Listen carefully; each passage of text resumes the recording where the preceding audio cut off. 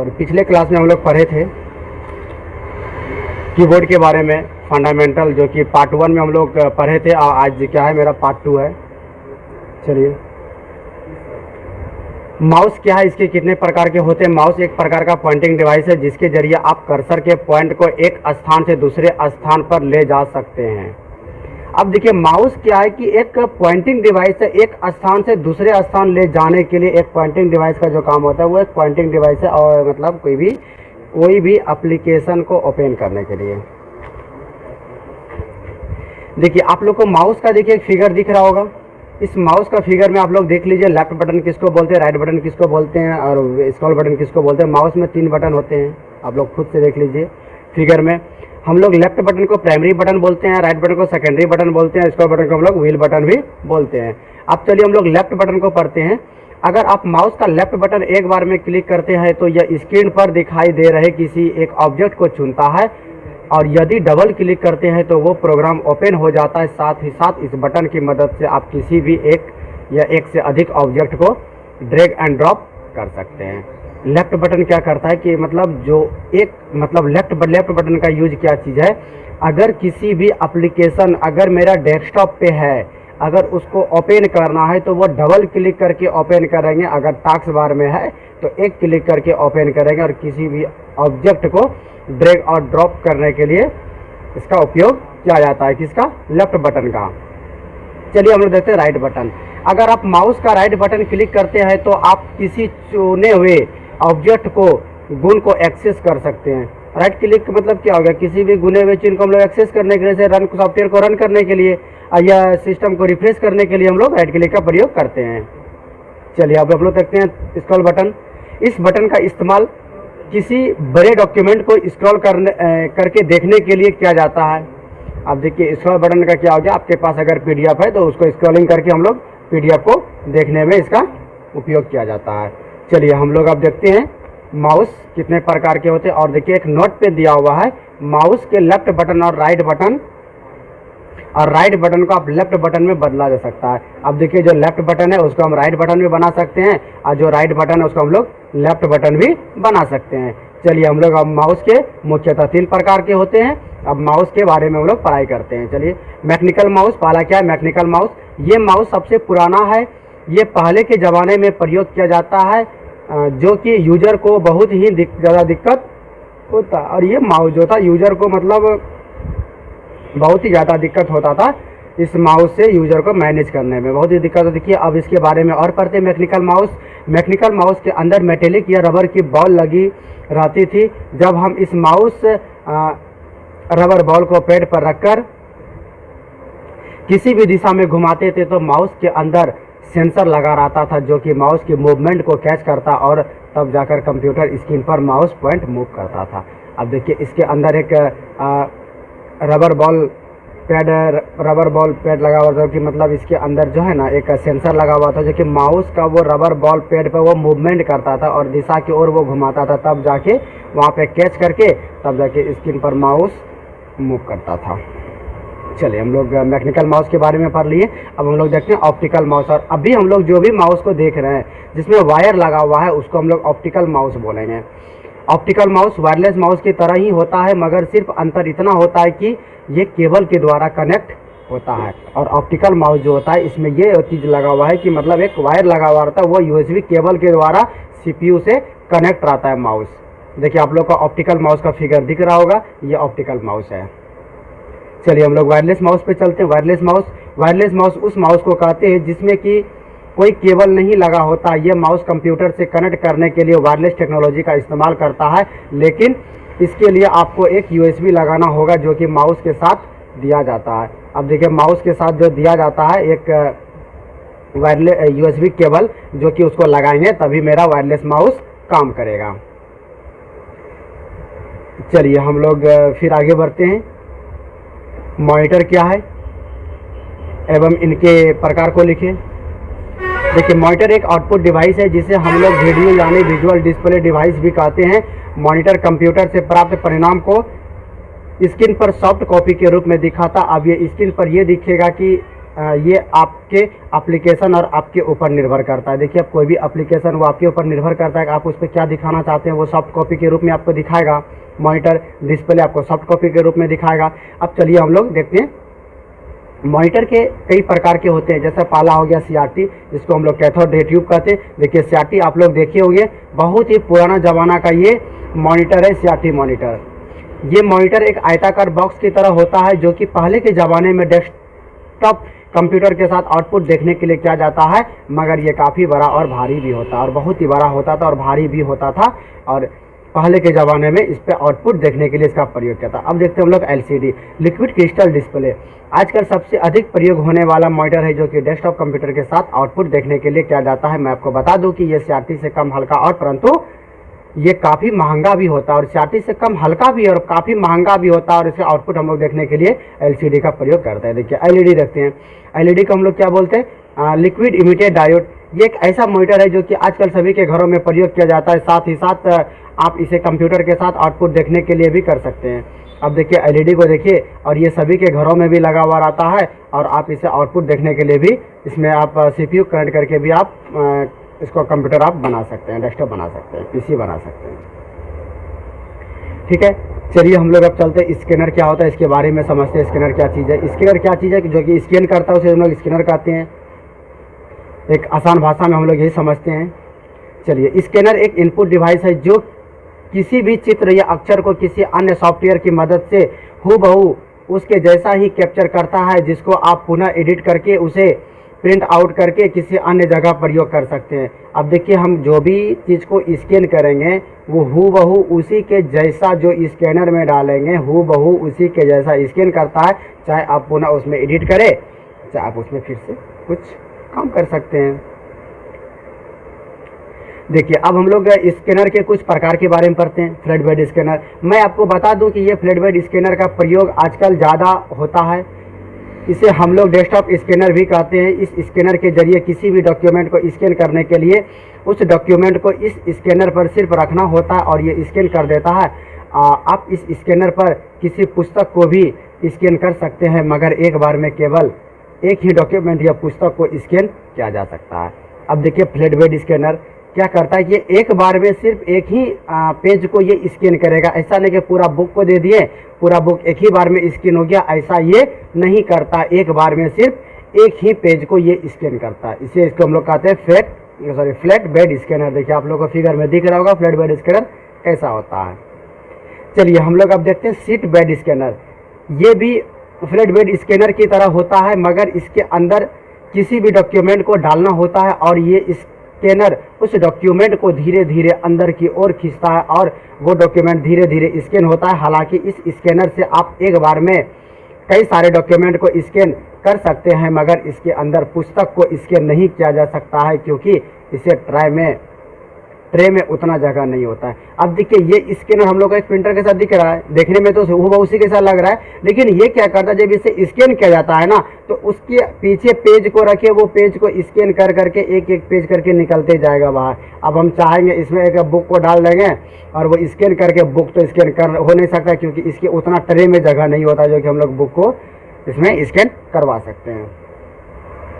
चलिए अब हम लोग चलते हैं हैंडहेल्ड स्कैनर पे। इसके नाम से ही पता चल रहा है कि इसको चलाने के लिए हैंड का सहारा लेना पड़ेगा। इस स्कैनर का प्रयोग किसी छोटे मोटे टेक्स्ट को स्कैन करने के लिए किया जाता है। नोट, आप जिस टेक्स्ट को स्कैन करना चाहते हैं तो आपके वहाँ पर इस स्कैनर को ले जाना पड़ेगा। अब देखिए, जिस चीज़ को आप स्कैन करना चाहते हैं, आप लोग गए होंगे मॉल, तो मॉल में आप लोग देखे होंगे इस स्कैनर का प्रयोग होता है। तुरंत बारकोड को लेके गया, स्कैन किया, ठीक है भाई आपका इतना हुआ पैसा, आप इतना पैसा दो और अपना सामान लो। तुरंत स्कैन किया, तुरंत आपको बिल निकाल के कंप्यूटर से बिल निकाल के तुरंत आपको दे दिया। और उस स्कैनर का क्या काम, हम लोग जो उस स्कैनर से जो स्कैन कर रहा है उसे हम लोग क्या कहते हैं, हैंड हेल्ड स्कैनर। चलिए हम लोग अब आगे चलते हैं ड्रम स्कैनर। आजकल ये स्कैनर बहुत ही ज़्यादा प्रयोग में आ रहा है, क्योंकि इस स्कैनर से छोटे छोटे इमेज को भी बहुत आसानी से स्कैन किया जाता है। इसकी सबसे बड़ी यही खासियत है कि इसलिए इस स्कैनर का प्रयोग पुस्तक छापने या अन्य प्रकाशन वाली कंपनियों में बहुत ही ज़्यादा करती है। और यह ड्रम स्कैनर का जो प्रयोग है बहुत ही मतलब बुक छापने में बहुत बड़ी बुक के बहुत बड़ी बड़ी कंपनियों में इसका बहुत ही ज़्यादा प्रयोग होता है। बुक को छापने में अन्य प्रकाशन वाले, और इमेज को भी बहुत आसानी से वो स्कैन कर लेता है और इसकी मदद से आप, इसकी यही खासियत है। और इसे हम लोग ड्रम स्कैनर कहते हैं। अब नोट में देखते हैं, इसके अलावा भी वर्तमान समय में कई प्रकार के स्कैनर आ चुके हैं जो कि अलग अलग के कैटेगरी के लिए अलग अलग स्कैनर हो सकते हैं। जैसे OMR आंसर शीट जांच करने के लिए OMR स्कैनर, बारकोड जांच करने के लिए BCR स्कैनर, हॉस्पिटल के लिए कोई भी और स्कैन भी हो सकता है। जैसे OMR को सीट को जांच करने के लिए इस स्कैनर का प्रयोग किया जाता है।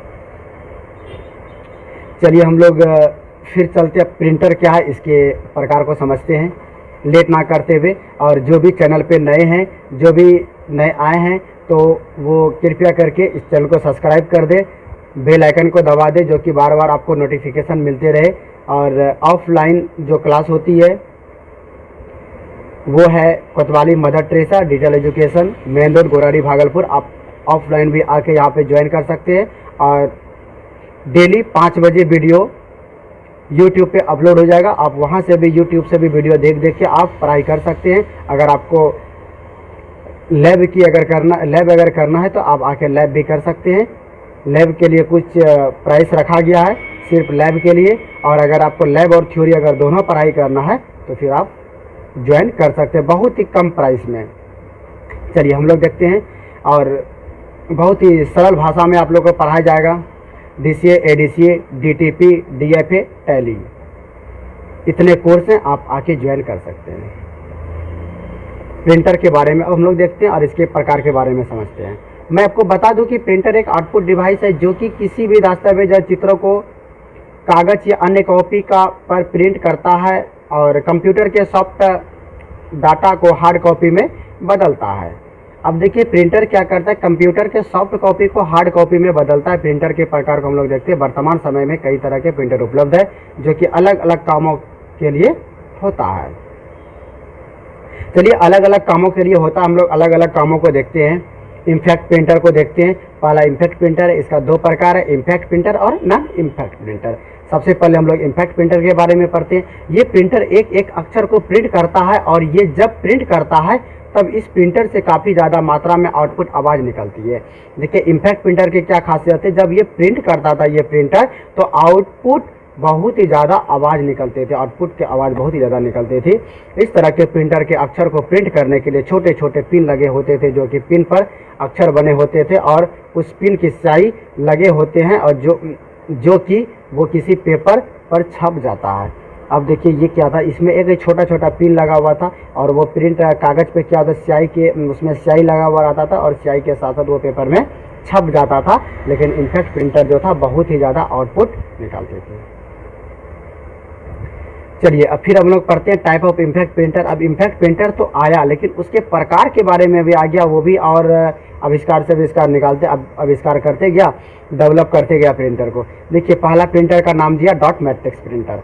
डॉट मैट्रिक्स प्रिंटर एक ऐसी प्रिंटर होती है जिसमें काफ़ी मात्रा में पिनों की पंक्ति लगी होती है जो कि ये पिन कागज़ पर टकराते हैं और टकराने के बाद डॉट के रूप में एक समूह बनता है और फिर ये समूह का डॉट मैट्रिक्स के रूप में समूह बना देता है जिससे कि एक एक करके टेक्स्ट या चित्र की छपाई होता है। अब देखिए डॉट मैट्रिक्स प्रिंटर, अब नाम से ही पता चल रहा है कि ये डॉट डॉट एक पॉइंट करके ये प्रिंट को छापता होगा। ठीक है, इसमें कोई दिक्कत नहीं। चलिए हम लोग चलते आगे। अब आता है लाइन प्रिंटर। अब लाइन प्रिंटर से पता चलता क्या होगा कि लाइन प्रिंटर क्या होता है कि एक लाइन की तरह एक लाइन को करता होगा। चलिए ये प्रिंटर एक बार में एक लाइन को प्रिंट करता है, इसलिए इसे लाइन प्रिंटर कहा जाता है। इस तरह की प्रिंटर की प्रिंटिंग क्वालिटी अच्छी तो नहीं होती पर इसकी गति डॉट मैट्रिक्स प्रिंटर से काफ़ी ज़्यादा होती है और डॉट मैट्रिक्स प्रिंटर से इसकी गति जो है काफ़ी ज़्यादा होती है। चलिए फिर हम लोग आगे बढ़ते हैं। ड्रम प्रिंटर, ये एक ऐसी प्रिंटर होती है जिसमें कि एक बेलनाकार ड्रम लगा हुआ रहता है और ये ड्रम घूमते रहता है और इस ड्रम के ऊपर अक्षर छपा हुआ रहता है और जैसे ही ये कागज़ के संपर्क में आता है तो ये उस अक्षर को छाप देता है। जैसे ये उस कागज़ के संपर्क में आता था तो वो क्या, इसमें मतलब लेटर का जो है ना एक पंक्ति बना हुआ रहता था, उसमें छपा हुआ रहता था। जैसे उस कागज़ के संपर्क में आता था तो वो ऑटोमेटिक क्या करता था, वो उसमें प्रिंट कर देता था और वो अक्षर उसमें छप जाता था। अब देखिए हम लोग इम्पैक्ट प्रिंटर के बारे में पढ़ें। इम्पैक्ट का 3 प्रकार था, वो भी पढ़ लिए। अब उसके बाद हम लोग चलते हैं नॉन इम्पैक्ट प्रिंटर पे। इस तरह के प्रिंटर में किसी भी अक्षर या चित्र को प्रिंट करने के लिए स्याही का इस्तेमाल किया जाता है। अब ये स्याही पाउडर या इंक भी हो सकता है। मैं आपको बता दूं कि इस तरह के प्रिंटर के द्वारा जब आप किसी भी अक्षर या चित्र को प्रिंट करते हैं तो इसकी क्वालिटी काफ़ी अच्छी होती है। साथ ही जब ये प्रिंटर चलता है तो ये आउटपुट आवाज़ काफ़ी कम यानी ना के बराबर, मगर इम्पैक्ट प्रिंटर से काफ़ी महंगा होता था। अब देखिए नॉन इम्पैक्ट प्रिंटर क्या था कि उसमें क्या था कि इम्पैक्ट प्रिंटर में जब प्रिंट करते थे बहुत ही ज़्यादा आउटपुट निकलता था और नॉन इम्पैक्ट प्रिंटर में आउटपुट नहीं निकलता था। पहला रीज़न। दूसरा रीज़न क्या था, वो प्राइस में कम था और ये प्राइस में थोड़ा महंगा है। तीसरा क्या था कि वो पिनों से पिन छोटे छोटे पिन लगा हुआ था, पिन के डॉट लाइन से प्रिंट होता था। और इसमें क्या होता है, ये इंक से प्रिंट होता था और उसके इंक से, और वो कार्टेज इसमें लगा हुआ था, कार्टेज की सहायता से इसमें प्रिंट होता है नॉन इम्पैक्ट प्रिंटर में। आप लोग नॉन इम्पैक्ट प्रिंटर अभी आप लोग देखेंगे, जो प्रिंटर अभी आप लोग के सामने इंकजेट प्रिंटर आया, देखिए ये प्रिंटर सब कोई देखे होंगे। जहाँ भी आप लोग ऑनलाइन करवाने के लिए गएंगे वहाँ तो हमको लगता है कि 50% तो अधिकतर सबके दुकान में तो प्रिंटर है ये वाला इंकजेट। इसको हम लोग इसमें इंक डाला हुआ रहता है और इंक का एक टैंक बना हुआ रहता है, इसे हम लोग इंकजेट प्रिंटर कहते हैं। इस तरह के प्रिंटर में किसी भी अक्षर या चित्र को प्रिंट करने के लिए इंक का इस्तेमाल किया जाता है, जो कि कार्टेज से भरा हुआ रहता है। यह फार के रूप में कागज़ पर वो इंक पड़ता है तो छपाई होती है। इसकी स्पीड काफ़ी ज़्यादा नहीं होता, लगभग 15 से 20 सेकंड प्रति कॉपी करता है। अब देखिए इंकजेट प्रिंटर जो होता है, ये जो है एक इंक का, इसमें इस इंक का एक डब्बा बना हुआ रहता है, बॉक्स बना हुआ रहता है, उसमें इंक रहता है और ये कार्टेज में भरा हुआ रहता है और कार्टेज के मदद से एक फार के रूप में कागज़ पर इंक पड़ता है जो कि छपाई होता है। और इसकी स्पीड काफ़ी ज़्यादा नहीं होता, लगभग 15 से 20 सेकंड प्रति कॉपी। 15 से 20 सेकंड में एक कॉपी इससे निकलता है इंकजेट प्रिंटर से। उसके बाद लेजर प्रिंटर। इस तरह के प्रिंटर किसी भी अक्षर या चित्र को प्रिंट करने के लिए किरणों का इस्तेमाल करती है। जब हम लोग कंप्यूटर के द्वारा किसी भी डाटा को प्रिंट में भेजते हैं तो लेजर किरणों के सहयोग से उसके ड्रम पर चार्ज उत्पन्न कर देता है और इसके अंदर एक टोनर लगा हुआ रहता है जो कि चार्ज के कारण ड्रम पर चिपक जाता है और जब ड्रम घूमता है तो इसके नीचे से कागज़ निकलता है तो टोनर कागज़ पर छपाई करता है। अब देखिए क्या करता है, इसमें एक पाउडर लगा हुआ था। लेजर मतलब क्या हो गया, वो इसमें क्या करता है कि किरणों के इस्तेमाल करते, इसमें किरणों का इस्तेमाल होता है और जब प्रिंटर में से भेजता है तो लेजर की किरणों क्या करता है, लेजर के साथ उसे ड्रोन पर चार्ज उत्पन्न करता है। जो ड्रोन लगा हुआ रहता है इसको हम लोग इसमें क्या बोलते हैं, उसको कार्टेज बोला जाए, पाउडर वाला, या उसमें कुछ कार्टेज, हाँ कार्टेज ही बोला जाएगा, कार्टेज तो नहीं बोला जाएगा और कुछ नहीं बोला जाएगा। वो उसमें सूखा पाउडर लगा हुआ रहता है और उसके टोनर लगा हुआ रहता है। टोनर के अंदर में जब वो चार्ज उत्पन्न करता है तो वो टोनर क्या करता है कि ड्रम पर चिपक जाता है। ड्रम पर चिपकने के बाद जब ड्रम घूमता है तो उसके नीचे कागज़ निकलता है, उसके नीचे कागज़ निकलता है तो वो टोनर में छपाई, टोनर के कागज़ पर छपाई होता है। अब टोनर पे छपाई, टोनर के बाद वो कागज़ पे छपाई होके बाहर निकल जाता है लेजर प्रिंटर का। अब हम लोग देखते हैं इलेक्ट्रोमैग्नेटिक प्रिंटर। इस तरह का प्रिंटर बहुत ही तेज़ गति से किसी भी अक्षर या चित्र को छपाई करता है। ये लगभग 1 मिनट में 200 से 250 पेज से भी अधिक प्रिंट करता है। अब देखिए इलेक्ट्रोमैग्नेटिक प्रिंटर क्या चीज़ है, देखिए ये क्या करता है, 1 मिनट के अंदर 200 से लेकर 250 पेज से अधिक प्रिंट करता है। ये चित्र प्रिंट करने के लिए बहुत ही ज़्यादा होता है। अब हम लोग देखते हैं इलेक्ट्रोस्टैटिक प्रिंटर। इस तरह के प्रिंटर की स्पीड काफ़ी तेज़ होती है। इसका इस्तेमाल बड़े बड़े फॉर्मेट को प्रिंट करने के लिए किया जाता है। जब आप इस प्रिंटर के प्रिंट करते हैं तो काफ़ी कम लगता है। अब देखिए इलेक्ट्रोस्टैटिक प्रिंटर क्या होता है कि ये काफ़ी कम लागत लगती है और ये प्रिंटर जो है, ये भी प्रिंटर बहुत ही ज़्यादा मतलब स्पीड होता है और इसमें बड़े बड़े फॉर्मेट से प्रिंट करने के लिए किया जाता है और इसमें लागत बहुत ही कम होता है ये प्रिंटर का इंक में। ठीक है, आज हम लोग यहीं तक क्लास रहने देते हैं। उसके बाद फिर अगले पार्ट में फिर हम लोग पढ़ेंगे, स्पीकर, हेडफोन क्या क्या आउटपुट है, उसके बाद हम लोग सीपीयू के बारे में पढ़ेंगे, रैम रोम के बारे में पढ़ेंगे, मदरबोर्ड के बारे में पढ़ेंगे हम लोग अगले क्लास में। अगले पार्ट फिर आप लोग के आ जाएगा, फिर अगले पार्ट में हम लोग पढ़ाई करेंगे। ठीक है, थैंक यू।